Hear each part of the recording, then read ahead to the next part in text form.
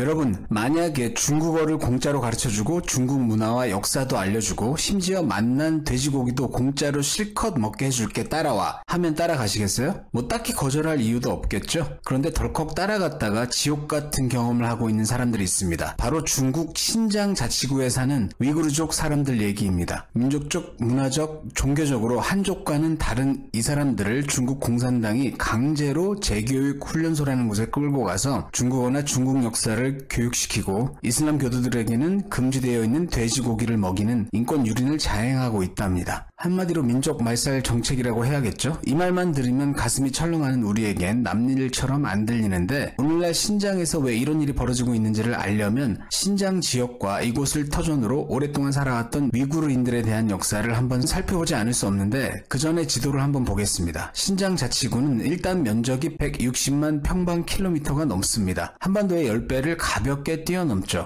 여기 지도를 보면 바로 저번 에피소드에서 얘기한 아프가니스탄하고 붙어 있습니다. 그러다 보니 많은 부분에서 역사를 공유하는데요. 아프가니스탄과 마찬가지로 강대국들에 둘러싸인 애매한 위치이다 보니 거꾸로 얘기해서 지정학적으로 아주 중요한 위치입니다. 지형으로 보면 우리가 어릴 때 들어봤던 이름들이 다 있습니다. 천산산맥과 알타이 산맥, 파미르 고원, 그리고 세계에서 두 번째로 높은 산 8611m짜리 K2도 여기 있어요. 한마디로 여기도 산맥 아니면 고원지대입니다. 신장 주위에 있는 나라들을 한번 보겠습니다. 카자흐스탄, 타지키스탄, 키르기스탄, 투르크메니스탄, 전부 스탄으로 끝나죠? 눈치채셨겠지만 스탄은 땅을 의미하는데 고대 이란어에서 온 말입니다. 그 얘기는 뭐냐? 이 지역에 스키타이 같은 인도 유럽어 또는 인도 이란어족 계통 유목 민족들이 살았다는 겁니다. 그러다가 중앙아시아 동쪽에서 넘어온 몽골, 튀르크계 유목 민족까지 뒤섞여서 지금은 거기서 거기인 것처럼 생긴 사람들이 살고 있는 복잡한 곳입니다. 그럴 수밖에 없는 게 좀 큰 지도에서 보면 여기가 딱 서양과 동양 사이에 있는 징검다리 같은 곳입니다. 그럼 당연히 실크로드가 지나가겠죠? 실크로드 하면 그 동쪽 끝에 있던 중국이 빠질 수 없죠.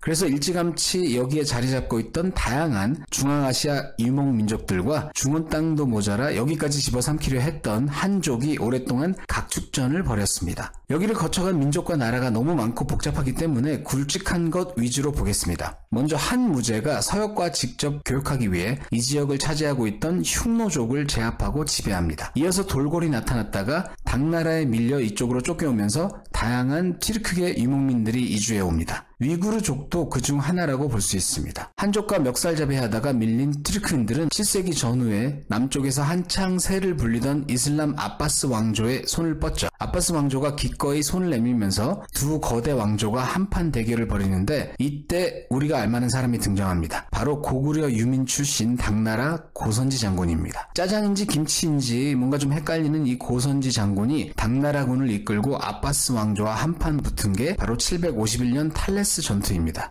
어떻게 됐을까요? 당나라 군대는 이름부터가 이길 수가 없잖아요. 당나라는 보기 좋게 패배하고 이 전투 이후로 1000년 이상 이쪽에 얼씬거리지 못하게 됩니다. 한편 아바스 왕조의 도움으로 당을 물리치고 터전을 지키게 된 튀르크계 민족들은 이걸 계기로 서서히 이슬람화됩니다. 이후 튀르크계 여러 왕국들이 이곳에서 흥망성쇠를 이뤘는데 어지러운 세상을 한방에 교통정리한 제국이 등장합니다. 13세기 하면 딱 떠오르는 무시무시한 그분이 오신 거죠. 그렇습니다. 끝판왕 칭기즈칸 형님. 이분 빠지면 섭섭하죠. 지옥에서 온 사자라고 자칭했던 몽골 형님들이 기침 크게 한번 하자 한 방에 정리됩니다. 칭기즈칸 큰형님이 요단강을 건넌 후에는 차가타이 왕국이 잠시 지배했다가 무패 전적을 자랑하는 절대 강자 티무르가 나타나서 이 동네에서 껌도 씹고 침도 좀 뱉습니다. 18세기로 타임오프를 해보겠습니다. 수염 기르고 알라를 외치던 사막갱단에게 호되게 당한 이후로 이 근처에 얼씬도 못했던 중국. 그러나 18세기 청나라가 등장하면서 다시 숟가락을 얹습니다. 그러면서 신장을 비롯한 이 일대를 차지하게 되는데, 청나라 걸륭제가 이때 이 지역을 새로운 땅이라 하여 신장이라고 이름을 붙이게 된 겁니다. 한편 청나라가 19세기 말 서양 열강에 이리 치이고 저리 치이며 종이 호랑이가 되어가던 시절, 바로 머리맡에 진작부터 강대국으로 부상하던 나라가 있었죠. 몽골 형들 등살에 아래 몇백 년간 기주가 살던 러시아는 표트르 황제 이후로 기지개 제대로 켭니다. 청나라가 삐끗하기만 하면 중앙아시아를 집어삼키려고 기회만 노리던 러시아. 이때 신장의 운명을 결정지은 크나큰 사건이 일어납니다. 1864년 신장 1, 2에서 위구르인들이 반란을 일으킨 겁니다. 이 반란을 진압하느라 청나라가 혼을 빼놓고 있는 사이 러시아가 이때다 하고 신장 일부를 포함한 중앙아시아 일대를 통째로 꿀꺽합니다.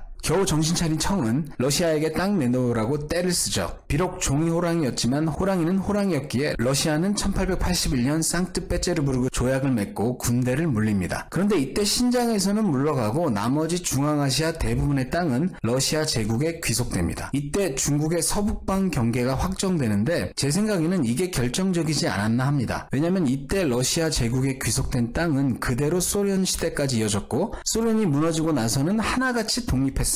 그게 바로 지금의 카자흐스탄, 타지키스탄, 키르기즈스탄, 투르크메니스탄 등의 나라입니다. 그런데 민족적, 문화적, 종교적으로는 이쪽 튀르크의 나라들하고 더 가까웠던 신장만 독립을 못했습니다. 왜냐? 중국 땅에 속해 있었으니까요. 물론 기회가 없었던 건 아닙니다. 중국 내에서 모택동과 장개석이 피터지게 싸우고 있을 때 신장에서는 분리주의자들이 동투르크스탄이라는 이름으로 독립국가가 되었음을 선포하죠. 소련의 은근한 지원도 있었고요. 그러나 결국 승리한 중국 공산당은 1949년 느닷없이 신장을 침공합니다. 그러면서 영구적으로 신장을 중국 땅으로 편입시키죠. 이후로 공산당은 위구르족을 압박하는데 개발을 핑계로 이 지역에 댐을 100개 이상 건설하고 노동자로 일할 한족을 대거 이주시킵니다. 신장에서 절대 다수를 차지하고 있던 위구르족은 점차 소수민족으로 전락하게 되죠. 굴러온 돌 한족이 공산당을 등에 업고 박힌 돌 위구르족을 멸시하고 차별하자 불만이 쌓인 위구르인들은 다시금 독립을 갈망하기 시작합니다. 그리고 크고 작은 테러 활동을 벌이죠. 그러면서 신장이 중국의 화약고라는 별명을 얻게 된 겁니다. 불안한 정세에도 중국이 신장을 포기할 수 없는 이유는 확실합니다. 일단 땅덩어리 자체가 워낙 큽니다. 게다가 이 지역이 겉보기에는 산만 무지하게 많고 비도 잘 안 와서 초원만 무성한 척박한 땅인데 혹시나 해서 삽질 몇 번 해보니까 글쎄 여기가 노다지 땅이었던 겁니다. 지하 자원이 무궁무진한 거죠. 중국 전체 석유 매장량의 3분의 1이 신장에 있고 그 외 각종 광물 자원이 엄청나게 풍부한 겁니다. 요즘 중국이 철광석 때문에 호주한테 된통당하고 아주 골치를 썩고 있죠. 에너지 주권을 지키기 위해서 신장은 절대로 포기할 수 없는 겁니다. 또한 워낙 광대한 지역이라 면화 같은 경우 중국 전체 생산량의 60%를 차지하고 있을 정도입니다. 자, 그러면 여기에서 얻은 부를 위구르인들에게도 고르게 분배하면 좀 나을 텐데 중국 공산당은 그럴 생각이 없나 봅니다. 그러다 보니 위구르인들은 반발하게 되고 공산당은 이들을 중국의 안정을 해치는 분리주의자, 알카에다와 연계한 테러리스트라고 몰아붙여 탄압하는 겁니다. 근래에 이 중국이 신장에서 자행하는 탄압의 수준이 아주 가관인데요. 처음에 언급한 것처럼 불순문자라고 분류된 사람은 재교육 시설에 끌려가서 세뇌 교육을 당합니다. 신장에 사는 위구르 모든 가정에서 한 명 이상은 이유도 없이 이런 시설에 끌려가 있다고 합니다. 이렇게 해두면 밖에 있는 가족들이 함부로 못하겠죠. 길거리에는 얼굴까지 인식하는 인공지능 감시 카메라가 있습니다. 이걸로 24시간 주민들을 감시하는데 길을 너무 빠르게 걷거나 차를 엉뚱한 곳에 잘못 주차해도 바로 공안에게 끌려갈 수도 있답니다.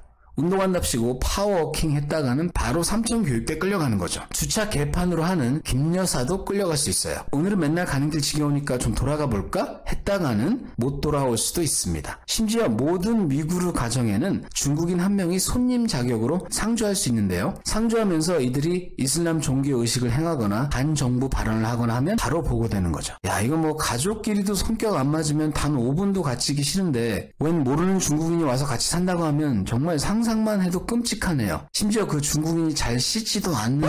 이게 끝이 아니고 모든 위구르인들은 전부 특정 앱을 휴대폰에 다운로드 받아야 되는데 그 앱을 통해서 이 사람이 메신저에서 무슨 얘기를 하는지, 이메일 내용은 불순하지 않은지 모니터링을 한다는 거예요. 예를 들어 카톡에 시진핑 얼레리 꼴레리 하면 어디선가 전화가 오는 거죠. 너 얼레리 꼴레리 했지? 안 했나? 설마 그 앱이 틱톡은 아니겠죠? 불안하면 당장 지우셔야 합니다. 야, 진짜 이거 뭐 스페인 이사벨 여왕이 세운 종교 재판소보다 더하네. 소위 재교육 교화시설이라는 곳에서는 폭행, 고문, 강간 이런 각종 인권 윤행은 기본이고요. 그 과정에서 죽은 사람도 나오는데 그 죽은 사람들 장기를 이거는 그냥 스킵할게요. 오죽하면 유엔이나 국제인권기구 엠네스티가 나치 이래 최악의 인권 유린이 자행되고 있다고 할 정도입니다. 자, 이런 상황인데 아프가니스탄이 탈레반에 의해 장악되고 마침 탈레반은 신장 위구르인들과 같은 이슬람 수니파거든요. 언제까지 무슬림 형제들이 박해받는 것을 구경만 할 것인가? 바로 이 점에 세계의 시각이 쏠리는 거고, 엊그제까지 팝콘 먹으며 싸움 구경하던 이 왕서방 형님들이 그제서야 발등에 불이 떨어져서 아프가니스탄에게 은근슬쩍 경고도 했다가 경제 지원을 약속하며 당근을 제시하기도